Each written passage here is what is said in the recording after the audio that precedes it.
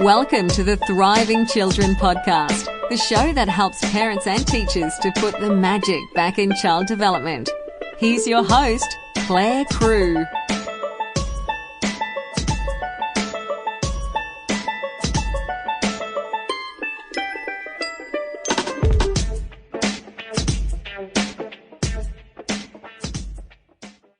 This is episode 118 of the Thriving Children podcast, and I'm Clare Crew. In today's episode, you'll be hearing all about autism with occupational therapist Rhiannon Crispe. Welcome to the show, Rhiannon. Hi, Claire. Thank you. It's great to be on. It sure is. Now, you've worked with children with autism at special education schools, mainstream schools, childcare settings, and also in your own private therapy practice. How would you explain autism to someone who hasn't yet heard of it? That is a really great question because, autism isn't very well defined because we don't actually know a lot about it. It's a behaviourally defined condition, so biology isn't part of the definition. So there's no form of biological testing that can be done to diagnose autism. You know, there's no blood test, no brain scan, no form of DNA testing that can be done to diagnose it. So it's all actually based on observable behaviours, so what we see. And, even though we don't know exactly what's going on at the level of biology, there's certainly more than just behaviours that's going on. Behaviours are really just the tip of the iceberg. So it's really about understanding what is going on in the brain and the body of the child.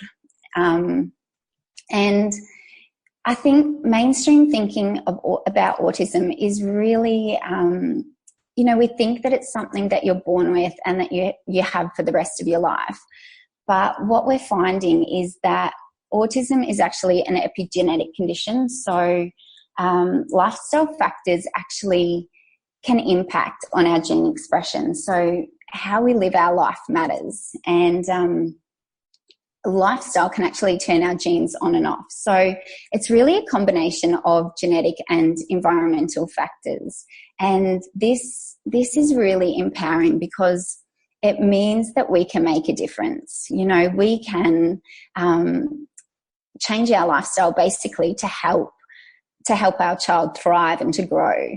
And yeah, look, I suppose to really answer your question is autism it's a collection of symptoms where a child's brain and body is having challenges and this results in certain behaviours. So according to the DSM-5, it's the restricted interests, repetitive behaviours and those challenges in social communication. And, kids on the spectrum really have a different way of perceiving the world. So it is a difference because many kids on the spectrum also have gifts and they have talents that neurotypical kids don't have. And so, yeah, look, in terms of how I'd explain it, it's according to the DSM-5, it is the challenges with social communication. So kids who may not have yet developed language, they don't tend to copy actions of other kids. They don't understand gestures and facial expressions, and they tend to be more or less interested in friends and more interested in things. So they'll be the kid that's, at childcare and focused on the grasshopper or the train. They're constantly lining up their trains. They're not as interested in people and interacting in those social sort of situations. And then the restricted interest, so they'll be very focused on a specific theme. It could be Ninja Turtles or trains or just really restricted interests. They don't have an interest in what other people are doing. And repetitive behaviours, they could be something physical. So it could be, kids that are jumping or they might like spinning, and it's repetitiveness of these behaviours. It could be, again, like lining up trains in a line. And so, yeah, look, autism is a very broad name for a spectrum of challenges, and it's really working out what specific children need when we're looking at interventions. So yeah, it's massive, Claire. It is such a spectrum, and all kids present so differently. So yeah, it's really hard to define, and we currently, are still working out what it is, to be honest. Yeah, and it is hard to define, but I think, unless you've been living under a rock, you probably have heard of autism and have people with autism in your life, especially if you're listening to a child development podcast. But I think what you've done well there is describe some of those challenges that do present, particularly, the diagnostic criteria, but then also emphasise that they're individuals first and foremost, all of our children, and it is going to look different, for the children with autism that I used to work with in a special education setting. They're pretty much 4-year-olds who are all non-verbal, but some children with autism are incredibly verbal. It just might be harder to make it fit in that social context. So I love the fact that you've emphasised it's going to look different for different children, but certainly there are so many children who fall under that label of ASD or autism spectrum disorder these days. I think it is crucial, I think particularly for educators, to not put a child in a box once they see that label and assume that that child will therefore be the same as that child from last year or the year before who also had the same label. In my mind, it's a bit like auditory processing disorder, where there's some key characteristics, but they might look incredibly different depending on who we're talking about. Absolutely. And like you said, we shouldn't get so caught up in the autism label, because kids do look very different. I mean, kids can be total polar opposites in behaviour, and remember, this is how they're diagnosed. They're diagnosed based on their behaviour, and you could have a kid who is totally hyperactive, who may have meltdowns all the time, and then you've got another child who's very introverted and will sit in the corner. He's very floppy and clumsy, and and these two kids have the same diagnosis. So it is very important, that we don't get caught up in the label. Yeah, and I guess that brings me on to what I was going to talk to you about next. So on your lovely website, you've got a little bit on your About page that says, every child has the potential to learn, grow and blossom, regardless of the diagnostic box they have been placed inside. So is that, combined with what you were saying earlier about epigenetics, the reason why you don't want us to get too caught up in that label of autism? Yeah, absolutely. But also on top of that, I really don't want parents to focus too much on it, because it is just a label, so it is just descriptive. And I think when we talk about autism, it's really important to look back at the history of autism, how it was defined 60 years ago, because it's very different to how, our current understanding of it today. So looking back at it, autism was blamed on parents. So particularly on mums, it was blamed on mothers for being cold to their kids, and they were given the name refrigerator mother. And now, it was looked at as this psychological condition, because mums were just so cold to their kids. There was no warmth, there was no connection. And we know today this isn't the case. But we only know what we know. And as research goes on and as we start to learn more about it, our definition and our understanding of autism changes. So, in the 90s, we added Asperger's to the criteria, so that higher functioning autism. And now Asperger's no longer exists. So it's not even part of the autism definition at all. It doesn't exist. And so I suppose my point is that if we become so hypnotized by this current definition, whatever it is, our current definition of autism, then we may not seek to look beyond it. So if no one ever challenged that notion of the refrigerator mother, we'd still all think that, kids have autism because their parents are cold to them. So we need to appreciate that the diagnostic criteria is only representative of our current understanding and what we know. So don't let that close your mind to other interventions and things that might not be, autism specific interventions, because we really need to be looking at the whole child and be looking at the individual and working with their needs, and not specifically what is the gold standard of intervention, or the we're looking for the holy grail intervention, and it doesn't exist. I mean, every child is different, and there's obviously no cookie cutter approach to autism. So it's really looking at that whole child.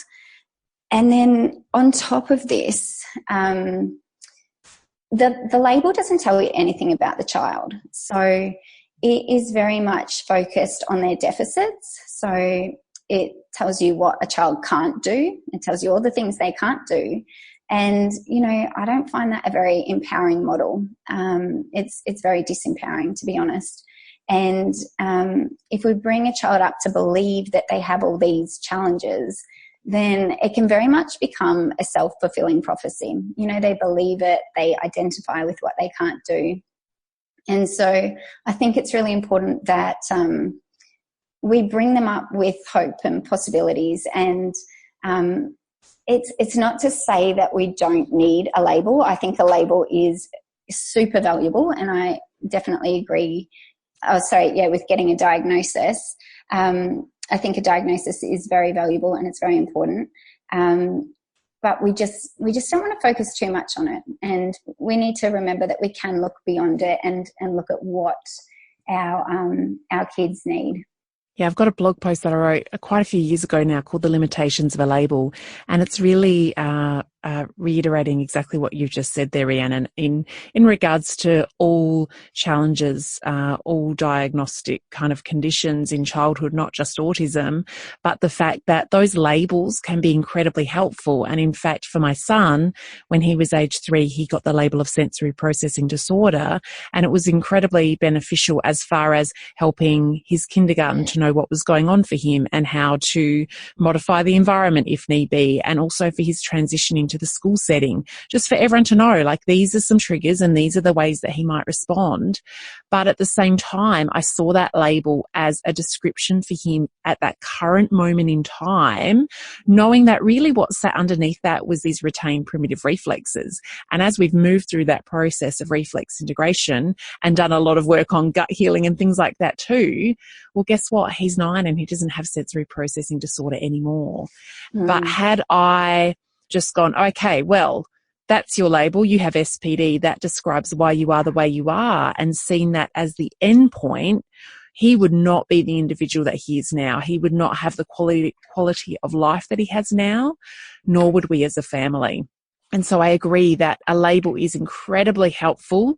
If there are signs of autism, there's also, funding attached to that so that you can finance some support. But at the end of the day, it shouldn't really be the end of the journey getting that label. That's just the beginning. And within that, there are just so many possibilities for growth and for change. Absolutely. And for kids on the spectrum, a diagnosis can help them find their tribe. They can find a group of kids who also have the same sort of challenges that they may have, and kids who understand them and get them, and for the first time, they feel like they belong. So this sense of belonging can be really important. And so I've spoken to a lot of adults on the spectrum, and this is what they've said, that until they had that diagnosis and until they really understood why they were the way they were, then they found it really hard to belong. And also it gives kids a non-judgmental reason as to why, they may have these certain behaviours or they have challenges with certain things. Because so often, kids on the spectrum are labelled as naughty, or they're dumb, or they're silly or stupid. And, we know that's not the case. But if they have this diagnosis and they can, educate teachers and friends and family about this, then there comes that level of understanding. They go, oh, okay, so now we understand why he's doing this behaviour. why does he kick and scream every time we try and get the jumper on him? Or, why is it they are so anxious when there's a group project at school and they can't participate, and it's really challenging to get them to do anything in those sort of social situations? Why? And when we have that diagnosis and we can say, hey, my son has autism, and, this is one of the things he has challenges with, then it really does help with that level of understanding and advocacy. So you're really able to advocate for your child. So although I don't like to get too caught up in it, and like you said, we don't want it to be that end point. We want to see the hope and the possibilities and all the strengths that they have. It can be wonderful to be able to advocate for your child when you have a diagnosis. And they become their own advocates too. There are so many children I've met, and it's almost the second sentence. It might be like, hi, I'm Lachlan, I have autism, and that's why I might seem a little bit different. They're so, particularly once they get to middle primary, they really own it. And it can help you to go, oh, okay, that's why this interaction looks a little bit different. I think with everything, through that knowledge comes power. For example, if in a classroom setting, the family knows that their child has autism and the educators know, but the parent community doesn't know, sometimes some of that understanding and compassion and, I guess, comprehension of situations aren't there. Sometimes it's that added bit of information that you need to really make sense of the situation and talk your own child through why that might have been the case. Yeah, absolutely. Now, you, in addition to being an occupational therapist, you're also a GAPS practitioner. So I'd love to hear a little bit about your whole child approach to intervention.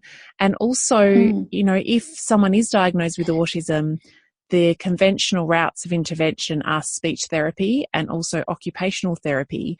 But what are some other areas that families could explore?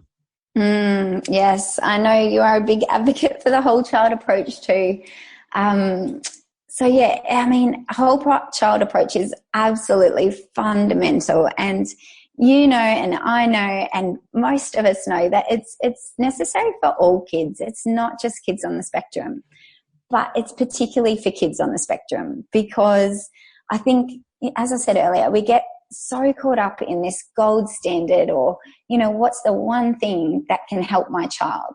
And it's not one thing. It is a whole range of different things. So, it really does take this whole child approach.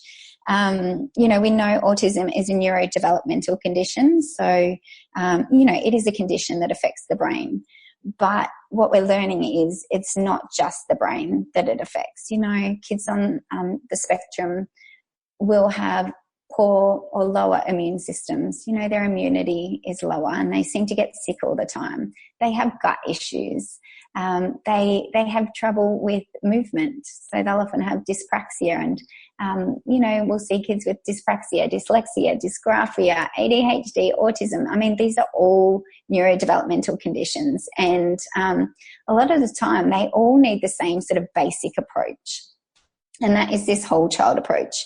So, it's looking at behavioural approaches. So we can come from it from really teaching and breaking down skills and providing positive reinforcements for that. And under this sort of behavioural approach, we can use timers, we'll use visual schedules, use a lot of positive language, video modelling, social stories are great. And, and this is one sort of aspect. And there's also the sort of relationship-based approach where we're getting on the floor, we're joining their world, we're understanding more about them. And, for kids on the spectrum, it's hard for them to join your world because they have their interests in certain things, and they may be very shut off from the outside world. So instead of asking them to come and join our world and do what we're doing, how about we take that time and that moment in the day where we can sit down and really take an interest in what they're fascinated in. And you'll start to notice that they will start to give eye contact. They'll look at you like, oh, you're interested in what I'm interested in. And this is, even for the nonverbal kids who aren't yet talking. they'll look at you and, there is that special, micro moments of connection in there. And sometimes, they're the heartwarming things that you just want to happen over and over again. And nature, nature is so important, getting out in nature. We are so stuck inside these days, glued to the television, movies, iPads, tablets, and we're just not letting our feet touch the earth and letting our skin soak up the sunshine. And we know this is super important for overall health. Movement is a massive part of like a whole child approach.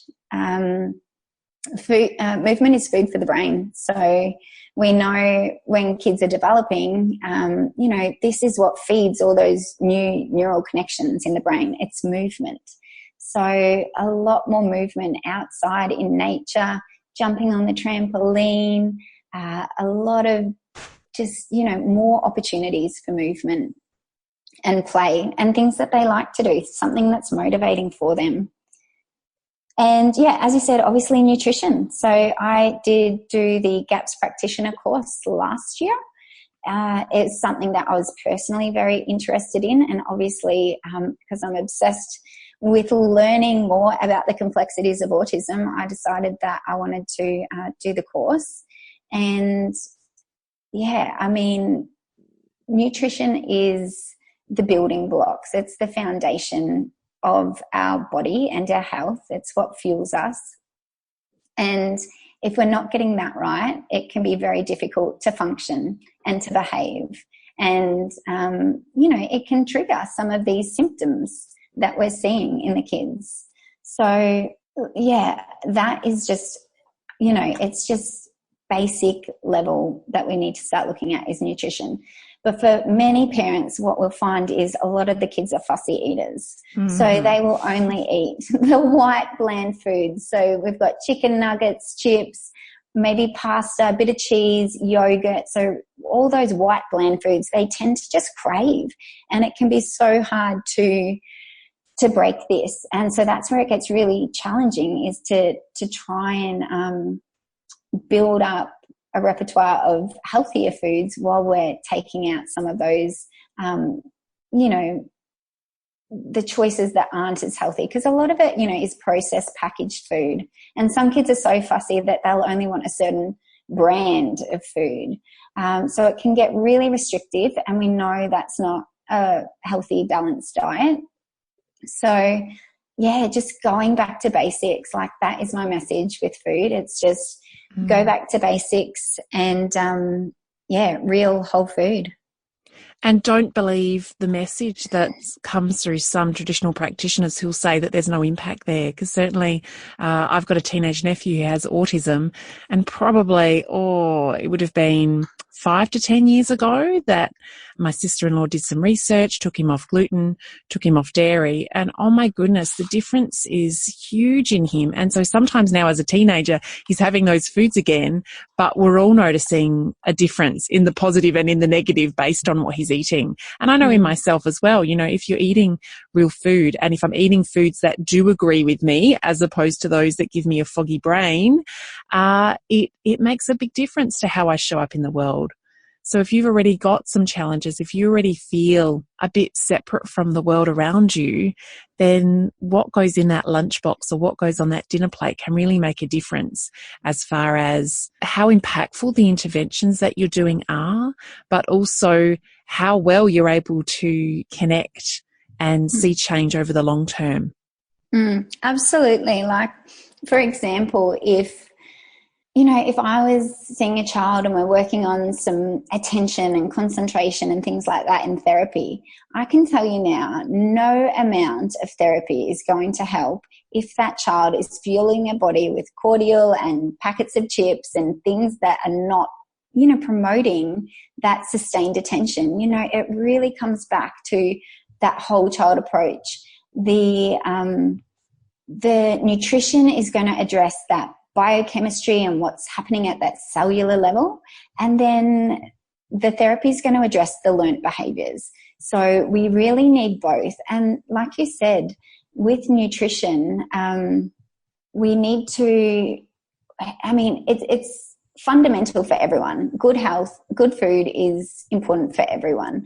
And so I think, again, we get caught up in that label of autism. I'm not going to look into dietary things because, autism isn't defined biologically, it's defined behaviorally. So there is that disconnect. So we think, it's got nothing to do with my child's autism. But we know that food does impact behaviors. It does impact your gut health. And in terms of your gut health, you have about 80 to 90% of your serotonin and dopamine, which are your feel-good hormones, they're created in your gut. So a lot of kids on the spectrum, as they get older, they tend to have anxiety and depression and mental health conditions. And so, look, it's all interrelated. You can't affect one part of the body without affecting the other. The brain is connected to the body's connected to the brain. It's one system. It all works together. So we need to look at everything and really look holistically.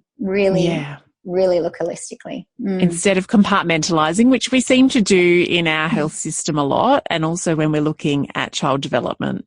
So, yeah, I loved what you had to say there. And I guess this ties in with the fact that you're so passionate about home-based intervention. Is that because home-based intervention typically will look at all of those elements, or because it's more of an everyday type experience that's offered to the child in order to create that neurological change? Everything, all of the above. Look, kids on the spectrum, obviously, a lot of them have a lot of sensory challenges. So I found, if they're expected to go into a clinic where there are bright lights and a noisy waiting room and, it's a social situation where it could make them feel awkward or uncomfortable. Again, we're expecting them to join our world, and that's hard for them. So as you said, I'm an OT and I provide a mobile service. So I like to go into the child's home and I will do my therapy and assessments and everything where they feel comfortable. And that's home. It's familiar. They're in their world, and I'm joining their world. So I think that's really important. Another reason why I do home-based interventions, and I believe in the power of home-based, is because as an OT, we're looking at everything. We look at occupation, so anything a person does to occupy their time. And when I go into the home environment, I get to see family dynamics. I get to see what rituals and routines are like in the family home. I get to see what food they stock in their pantry, what they clean their house with, how many video games and electronic devices they have in their house. And it gives me such an incredibly rich pieces of information that really help with helping the whole child. Without this, if they come to the clinic, you get a questionnaire, but nothing is as valuable as going into the home environment and seeing what's actually happening at home. So that's why I love it. And not many people are doing it. I think it's so important for kids on the spectrum because you can offer so many more strategies and suggestions. And also when you do your therapy, you're using the resources that families have at home. So instead of them going to a clinic and using all these fandangle pieces of equipment, which is fabulous and some kids need it, but parents will often go home and won't know how to replicate that at home. And then they're only getting that once a week or once a fortnight vestibular input or whatever it is. But these kids need it daily, and parents need to be shown at home how they can help their child every single day. So, when you go home, you can, see exactly what you can be doing and how creative you can be at home to help your child.